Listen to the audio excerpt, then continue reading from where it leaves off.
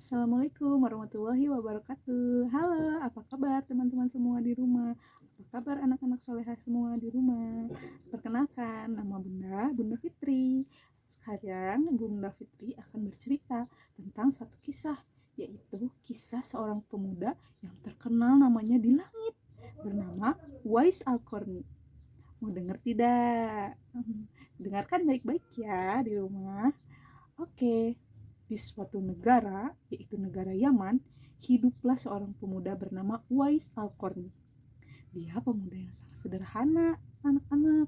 Bahkan di sekujur tubuhnya, Uwais itu memiliki penyakit kulit yang membuat dirinya sering dicaci maki oleh banyak orang karena merasa jijik dengan penyakit kulitnya. Uwais ini seorang pengembala domba, anak-anak. Dia setiap hari kerjanya mengembala domba. Nah, Uwais ini hidup dengan ibunya. Ibunya sudah tua, sakit-sakitan, dan tidak bisa berjalan karena lumpuh. Suatu hari, ibu Uwais berkata kepada Uwais, "Anakku, ibu ingin pergi haji ke Mekah." Uwais mendengar permintaan ibunya, berkata, "Bagaimana aku bisa mewujudkan keinginan ibu ya?" Karena saat itu keadaan Uwais itu hanya memiliki uang sedikit, anak-anak. Lalu Uwais berpikir setiap harinya.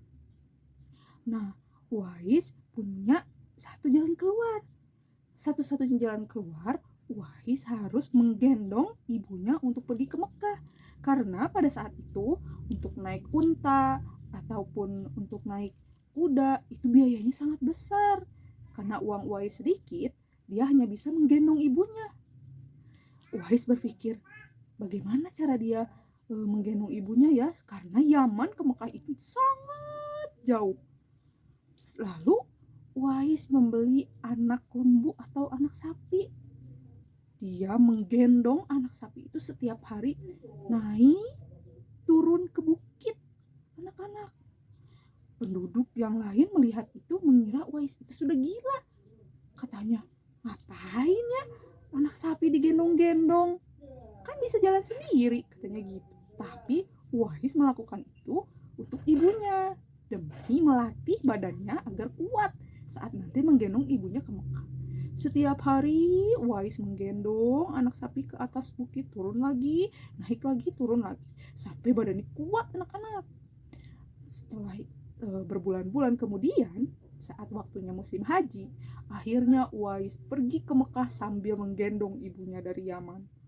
Di sepanjang jalan ibunya menangis karena senang memiliki anak yang begitu soleh yang mau berkorban banyak untuk ibunya.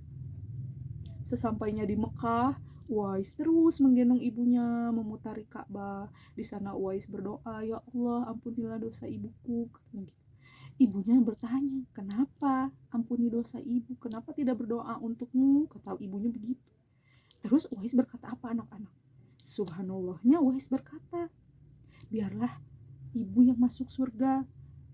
Saat ibu sudah ada di surga, ridhoi aku untuk mengikutimu nanti ke surga." Masya Allah ya anak-anak, harus soleh seperti Uwais. Nah, di Mekah Uwais terus menggendong ibunya sampai kembali ke Yaman.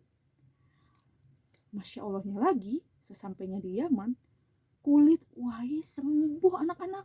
Yang asalnya badannya banyak penyakit kulit, banyak luka-luka, sesampainya di Yaman tidak ada luka-luka itu. Kulitnya kembali bersih dan hanya menyisakan satu di telapak tangannya, titik putih.